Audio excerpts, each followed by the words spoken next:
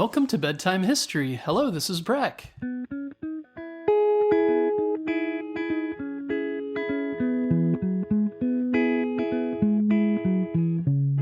Have you ever wondered what's at the top of the highest peaks and at the bottom of the deepest oceans? What's on the other side of the world or at the North and South Poles? Well, that's what young Ernest Shackleton used to dream about as he sat in his classroom and thought about all the adventures he could be going on instead of sitting at a desk and studying his books. Instead, he wanted to be off visiting these places and experiencing them for himself. Ernest Shackleton was born on February 15, 1874, in Ireland. Ernest had always been very curious and an adventurer at heart, but instead of learning from other people's experiences in books, he wanted to find out about the things that made him curious, all by himself. And that's why at 16 he left school and boarded a sailing ship, Hogton Tower. He spent 4 years traveling on the ship and learned about 3 things that would help him during his future travels: trading, making friends, and living under the same roof with all kinds of people. As time passed, Ernest grew smarter. He boarded different ships and learned something new each time. Then in 1901, he boarded the ship Discovery to go on an expedition under the leadership of Captain Robert Falcon Scott. An expedition is a trip to discover a new place or do research. Ernest joined as a 3rd lieutenant and took part in the sledge journey over the Ross Ice Shelf. A sledge journey, also known as man-hauling, is pulling a small vehicle over the ice with the help of humans, machines, or animals.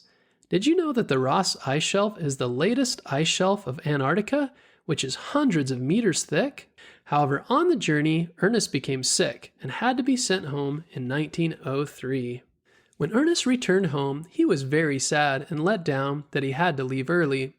But back home, people heard his name, and he became famous as an explorer.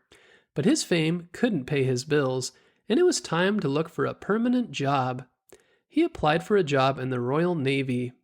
Even though he had the support and sponsorship of Markham and William Huggins, the president of the Royal Society, he failed to get the job.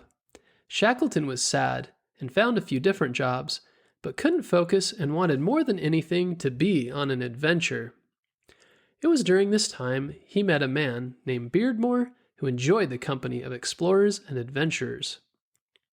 This wealthy man was amused by Ernest's heartfelt wish to head back to Antarctica. So Beardmore decided to pay for Shackleton's second voyage.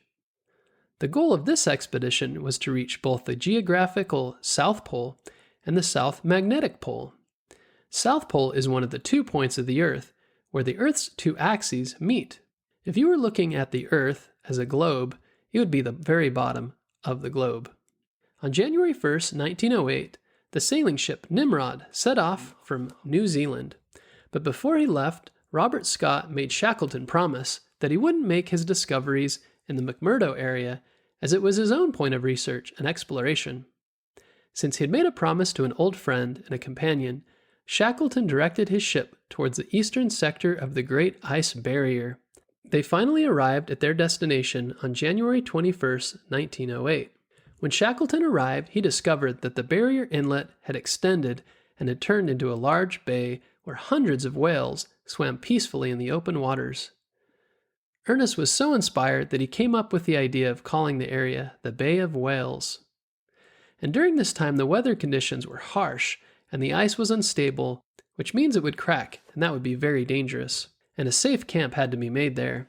But things began to worsen, and the only option was to break the promise he had made with his friend and head for the McMurdo Sound. He made this decision to save the lives of all of his companions. But even when the weather was harsh and the ship threatened to topple over, the spirits of the men remained high. It was mostly because of Shackleton's gift to communicate with each and every crew member and keep them happy and focused on their mission. This made him a very good leader. He gave them hope when the journey was dangerous and frightening. On October 29, 1908, the Great Southern Journey, under the leadership of Shackleton and 3 of his companions, a man named Wild, Eric Marshall, and Jameson Adams, began. 3 months later, they reached the furthest point that was 112 miles away from the pole. On their way, they passed by a glacier which was the biggest one they had ever seen. A glacier is a huge piece of ice floating in the water.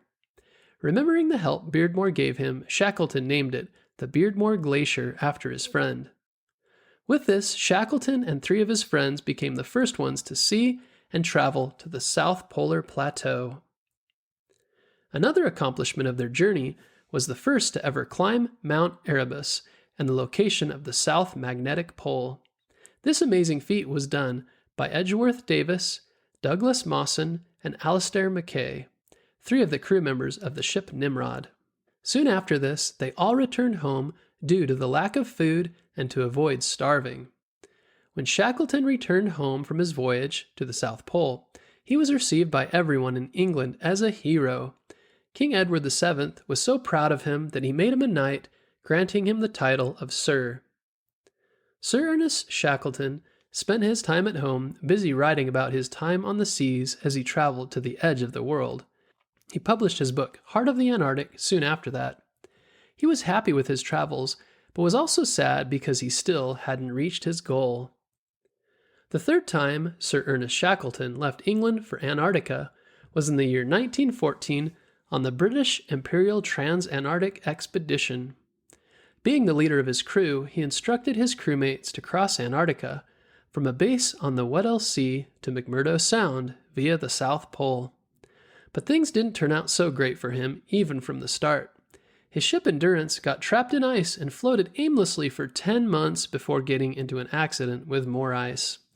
The crew barely survived the crash and had to take shelter on ice floes for 5 more months before reaching the Elephant Island. Since there were no animals in sight, all they had to eat was seal meat, penguins, and sadly their dogs. Next, Shackleton and 5 of his friends got on a whaleboat and made a 16-day long journey across the harsh waters, finally reaching southern Georgia. They crossed the islands and looked for help. Shackleton made 4 attempts spanning over 4 months and was finally able to rescue his crewmates. It was a miracle that all of Shackleton's crewmates survived. Even though he was sick, Shackleton's love for adventure and exploration didn't end. He made his 4th attempt for the sea voyage under the name of Shackleton Rowett Antarctic Expedition on a ship called Quest in 1921, but he became sick again and died during the journey. Ernest Shackleton's will to keep going even when he was sick was amazing. He kept trying and trying even when his path was very difficult. He worked very hard to keep his crewmates happy and did everything he could to save them and keep them safe. His hunger for adventure and desire to explore the world had become legendary. His life inspires so many people around the world to set out on such adventures and discover something new every day. Next time you're curious about something, remember Ernest Shackleton and then do something about it. Thanks for listening to this episode about Sir Ernest Shackleton, and be sure to tune in next Monday for a new episode.